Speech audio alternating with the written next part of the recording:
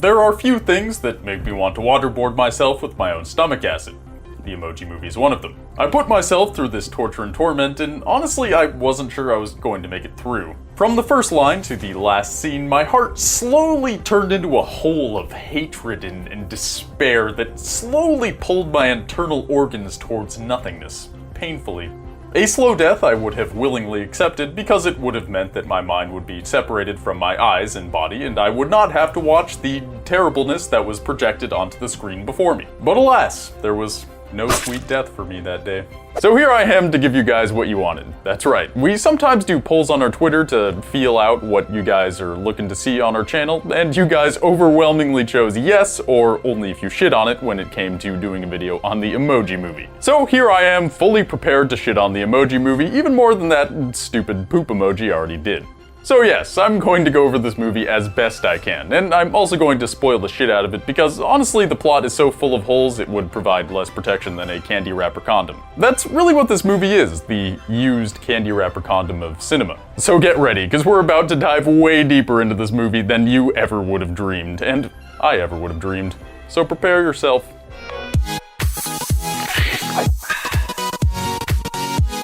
From the dawn of time, people have been using images as a way of communication. First came the cavemen with the cave wall drawing, then the Egyptians with their famous use of hieroglyphics as a means of language. Fast forward to the modern age and we began using emoticons to express our emotions. And then came the emoji.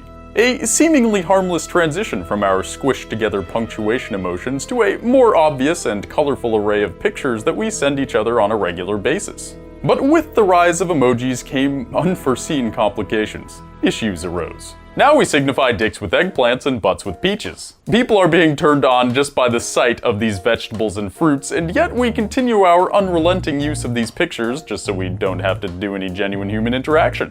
And now, at the pinnacle of emoji use, Sony Pictures Animation has decided to put us all one step closer to doomsday by making the Emoji Movie. I feel obligated to tell you, you may lose hope by watching this video. You may feel your soul ripped from your body. You may want to waterboard yourself with an assortment of bodily fluids. And no matter how terrible you feel after watching this video, just know that you're not alone. And so it begins. Our story takes place not in the real world, but rather in a digital dystopia called Textopolis. The city lives inside of a smartphone who is owned by the most generic kid imaginable, Alex, who has a crush on a girl named Addie. And that's really all you need to know about Alex. His part in the story is over. I mean, he shows up from time to time because his phone is acting weird and he's gonna take it to the store to get it wiped, and that's like the big time issue in this movie, but no one cares. And when I say no one cares, I mean no one watching the movie gives a damn. The characters care because they'll be wiped from the phone, except that text apps come standard to every phone, so it really makes no sense that wiping this phone would erase these characters forever, but whatever. Huge stupid plot hole aside, we keep going. Inside What's-His-Name's phone is an entire society consisting of emojis. They are expected to play their part and be ready in case their key gets selected during a text. For certain emojis, this is a pretty easy job. For example, the poop emoji would have to work pretty hard to not be a piece of shit. No matter how hard it tried, it will always be a piece of shit. However, the emotion emojis have a little bit of a harder time with their job because they are expected to have their specific expression on at all times. So imagine a bunch of completely circular lemons, all of which have different faces and worship Satan. That's basically what the expression emojis look like. And in the midst of this thriving digital world of lemoned heads, we find our douchebag, I mean protagonist, Gene. Gene is a meh emoji. You know, the one that looks like it doesn't care it's about to have a cactus shoved up its butt.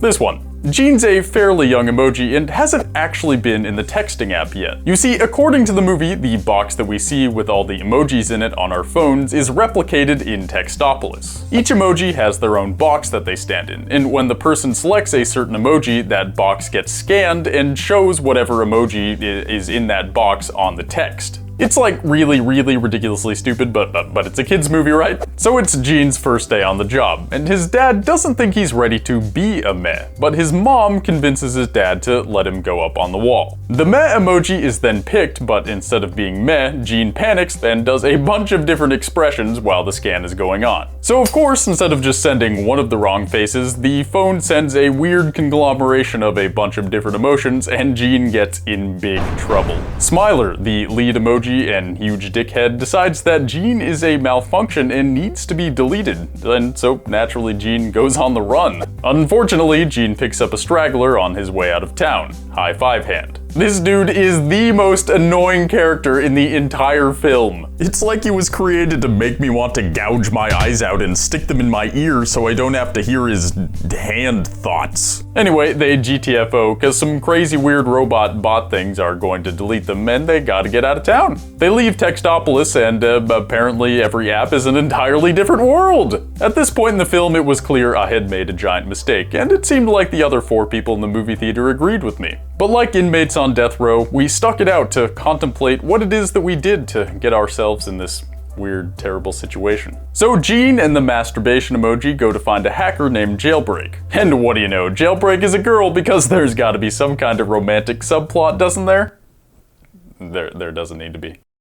With Jailbreak's help and with an incredible amount of wherewithal, the 3 hatch a plan to get to Dropbox. Why? Because product placement. The real reason is so they can upload themselves to the cloud. Apparently that's the place to be. But before I move on, I need to go on a tangent about all this product placement real quick. Jailbreak specifically says in the film that Dropbox is safe because malware can't get into it.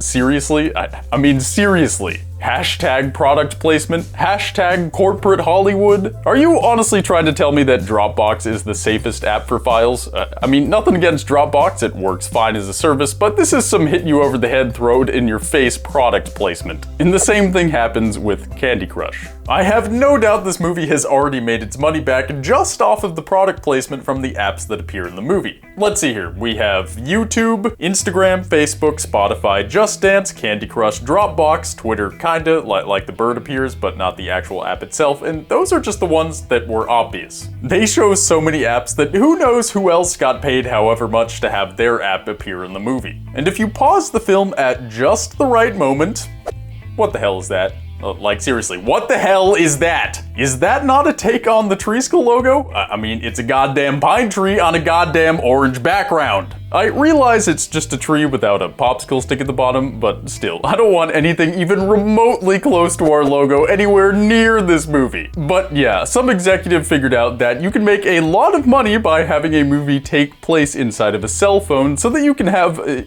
infinite amount of partners paying you infinite amounts of money so that their apps can be in the movie. Really, everything about this movie screams that they were trying to make as much money as humanly possible, regardless of what they actually put out into the world. Sorry about the small tirade, but I felt like the Treesicle copycat and the product placement were worth complaining about. So anyway, Jailbreak, High Five, and Gene finally make it to Dropbox past a firewall and are about to upload themselves when suddenly Jailbreak friend zones Gene, who apparently fell in love with her in the last hour. Gene gets taken by the bad robot guys when suddenly the phone wiping starts and everyone starts freaking out. So Gene saves the day by sending a multiple face emoji to that girl Addie, which then prompts Alex to unplug the phone from the factory reset happening, and that apparently stops everything. Of course, that makes no sense either, because if the phone was actually in the process of being wiped, everything wouldn't just suddenly turn back to normal if the process just stopped. But again, this is a kids movie, and what are you gonna do? So, everyone likes Gene, and they're all happy. The end. Leave the theater, find some heroin and overdose. Oh, also Jailbreak. She's a princess emoji. Doesn't matter to the plot at all, like literally contributes nothing to the story, which is why I forgot about it until now. It also makes even less sense that she's an emoji because she should be like all the other branded emojis, but that's not ever explained, and so like with Gene, there's at least some explanation for why he can't just always be meh, but there's nothing like that with Jailbreak. More holes that the plot thus falls through. Speaking of plot holes, let's get specific here. So initially, when Gene gets on the emoji keyboard and his face gets scanned, he does a bunch of different faces, which ultimately conglomerate into this face. Weird, but considering the world we're working with, I get it. But here's the thing. At the end of the film, in order to save everyone, Gene does the same damn thing! He gets scanned and does a bunch of different faces, but the end result is this animated emoji, which is actually kinda cool. That makes no sense that the first time the phone makes a still emoji that combines all the faces, whereas the second time, after doing the exact same thing, it makes an animated emoji out of all the different faces. In addition to that, remember, the main part of the plot is that Alex is going to take his phone to the next day, and then everything and everyone on the phone is going to get deleted. Here's the thing with that though. Who takes the phone to the store to get it factory reset? It's in your settings! I literally did it yesterday because I got a new phone. It's not that hard, people. So, that makes no sense. This movie also has the same issue as Lord of the Rings, where people often say, if they used the eagles to fly home from Mount Doom, why didn't they just use the eagles to fly to Mount Doom in the first place? At the end of the Emoji film, Jailbreak whistles and the Twitter bird comes in to give everyone a ride back to Textopolis. If it was that easy, why didn't they just use the bird to fly to Dropbox in the first place? You see what I mean? There's so many issues in this movie, and I haven't even gotten to the actual themes of the movie. The main theme of the movie is that it's okay to show multiple emotions, and that we can't just express ourselves with one face, one emotion, or one emoji. And that, I agree with. Humans are complex. We can't just express ourselves with one emotion. But here's the real issue I have with this movie. When Gene expresses his feelings to Jailbreak, she turns him down, and then High Five basically guilt trips her into going back for Gene. That's some messed up stuff. A kid's movie should not be pushing the message that you should feel guilty for not being into someone. It's totally fine to say no if someone asks you out or says that they like you, and you shouldn't feel bad about it. Jailbreak had a goal to get to the cloud. It's what she's been working for the entire time. And then she finally gets there, but then gets guilt tripped into going back for Gene and giving up on her plans. That's not cool. It's a pretty messed up message to send to kids too. All in all, this movie is 1/3 product placement, 1/3 crap writing, and 1/3 plot holes. Really, as far as I can tell, the only reason this movie was made so that it could give Sony as many commercial partners as possible for product placement. I have no doubt that Sony has already made their money back and possibly more just based on opening weekend ticket sales and, of course, the product placement. It's kind of disheartening that such a flaming pile of dicks is going to go down as a successful movie, but